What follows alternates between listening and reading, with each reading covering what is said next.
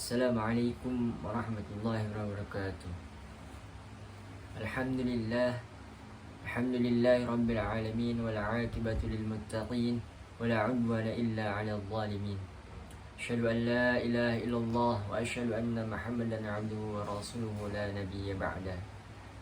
Alhamdulillah, pada kesempatan yang berbahagia ini saya Sabit Ali Rahman dari kelas dakwah B Prodi Manajemen Dakwah dari Fakultas Dakwah akan menyampaikan atau menjelaskan tentang mata kuliah Ulumul Quran yang berjudul tentang muhkam dan mutasyabih. Saya akan menjelaskan tentang muhkam dan mutasyabih secara singkat saja. Yang pertama, menurut bahasa. Muhkam menurut bahasa yakni al-hukum, yang artinya memutuskan antara dua hal atau perkara. Maka hakim adalah orang yang menjelaskan kezaliman atau memisahkannya hak dan batil. Dan jika ditafsirkan dari kata-kata hakamu, dabbah wa hakamu, yang artinya saya menahan binatang itu, atau saya membuatkan hikmah pada binatang itu. Muhkam adalah sesuatu yang dikokohkan, jelas, fasih, dan membedakan antara hak dan yang batil. Menurut bahasa, mutasyabih adalah tasyabbuh, yakni bila satu hal atau dua hal yang kemudian subah adalah sebuah keadaan di mana salah satu dari dua hal yang tidak dapat dibedakan dengan yang lain karena adanya kemiripan pada dua hal tersebut secara konkret maupun abstrak. Dalam konteks yang lebih khusus, menurut Imam As-Suyuti dalam kitabnya Al-Itqan fi Ulumil Quran, muhkam adalah ayat yang tidak membutuhkan penjelasan atau bayan. Sedangkan sebaliknya mutasyabih adalah ayat yang membutuhkan penjelasan atau bayan. Syekh Manna Al-Qattan menjelaskan lebih detail lagi tentang makna muhkam dan mutasyabih sebagai berikut. Yang pertama yaitu muhkam adalah ayat-ayat yang mudah dipahami maksudnya, sedangkan mutasyabihat adalah ayat-ayat yang hanya Allah Subhanahu wa taala yang mengetahuinya. Yang kedua, muhkam adalah ayat yang mengandung satu wajah saja, sedangkan mutasyabihat adalah ayat yang mengandung banyak wajah. Dan yang ketiga, muhkam adalah ayat yang maksudnya dapat diketahui secara langsung tanpa membutuhkan penjelasan atau bayan yang tadi, sedangkan mutasyabihat adalah sebaliknya, ayat yang membutuhkan bayan atau penjelas. Contoh ayat mutasyabihat adalah yang pertama, sulit dipahami. Yang kedua, multi tafsir atau banyak tafsir. Yang ketiga, hanya Allah Subhanahu wa taala yang mengetahui makna aslinya. Seperti contohnya di ayat berikut, A'udzu billahi minasyaitonir rajim. Bismillahirrahmanirrahim. Wa qala inni dzahibun ila rabbi sayahdini. Yang artinya, dan Ibrahim berkata, sesungguhnya aku pergi menghadap kepada Tuhanku dan dia akan memberi petunjuk kepadaku. Quran surah As-Saffat ayat 99. Dan kita pindah ke contoh ayat muhkam, yaitu ayat yang mudah dipahami berikut. A'udzu billahi minasyaitonir rajim. Bismillahirrahmanirrahim. Fatirus samawati wal ard, ja'ala lakum min anfusikum azwajan wa minal an'ami azwajan. Wa minal an'ami azwaja yadra'ukum fi laisa kamitslihi syai' wa huwas samiul basir. Artinya, dia adalah Allah pencipta langit dan bumi, dan dia menjadikan bagi kamu pasangan-pasangan, juga dijadikannya kamu berkembang biak dengan jalan itu. Tidak ada sesuatu yang serupa dengan dia, dan dia yang maha mendengar, yang maha melihat. Quran surah Asy-Syura ayat 11. Dan perlu juga kita ketahui sebagaimana telah terdapat perbedaan pendapat tentang definisi dari kedua tersebut dalam makna secara khusus. Perbedaan pendapat juga terjadi dalam masalah ayat yang mutasyabihat.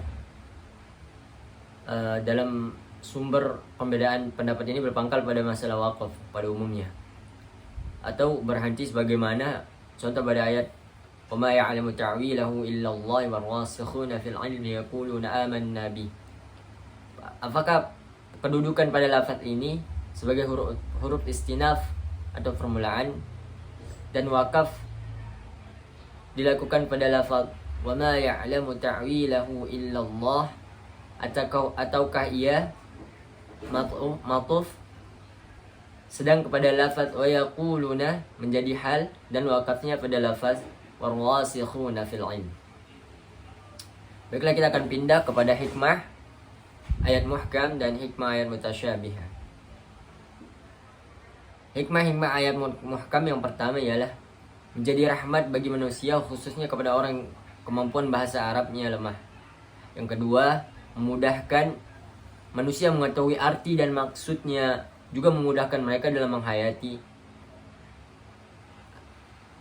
makna dan mengamalkan pelaksanaan ajaran agamanya.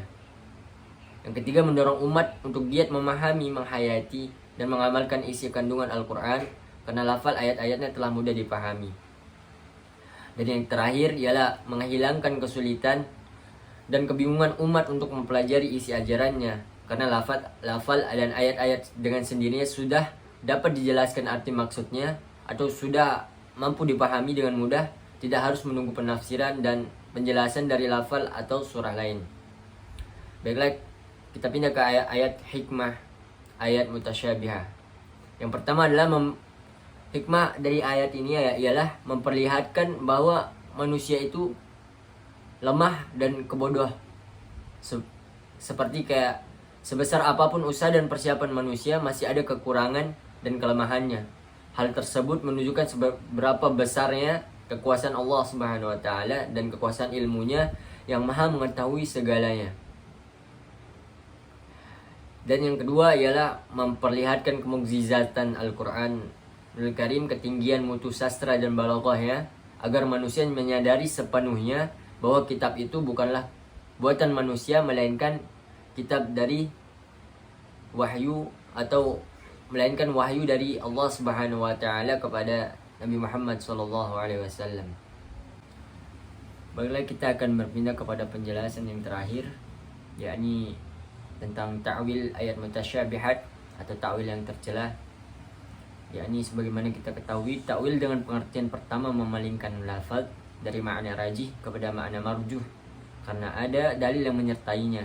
Ta'wil semacam ini banyak digunakan oleh sebagian besar ulama mutaakhirin dengan tujuan untuk memahasucikan Allah Subhanahu wa taala dari keserupaannya dengan makhluk seperti yang mereka sangka.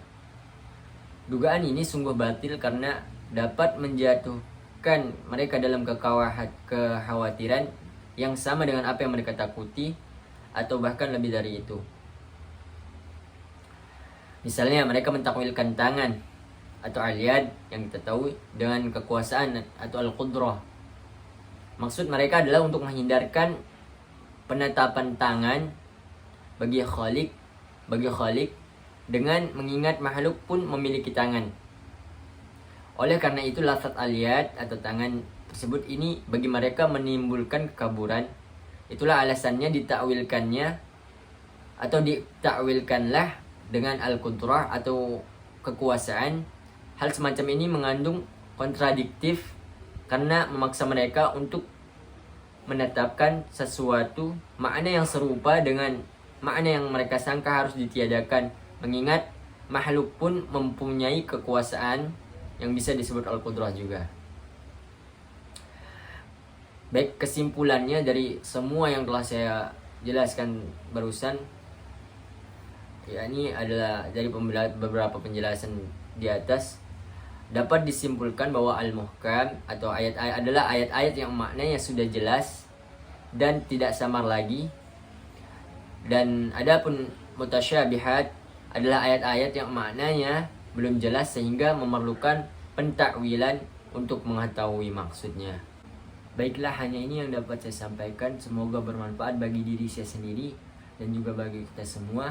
Mohon maaf jika ada kesalahan dalam pengucapan, karena kebenaran hanya datang dari Allah Subhanahu wa taala dan kesalahan itu datang dari diri saya sendiri. Allahumma afiq ila Allahumma tariq. Billahi taufiq wal hidayah. Wassalamualaikum warahmatullahi wabarakatuh.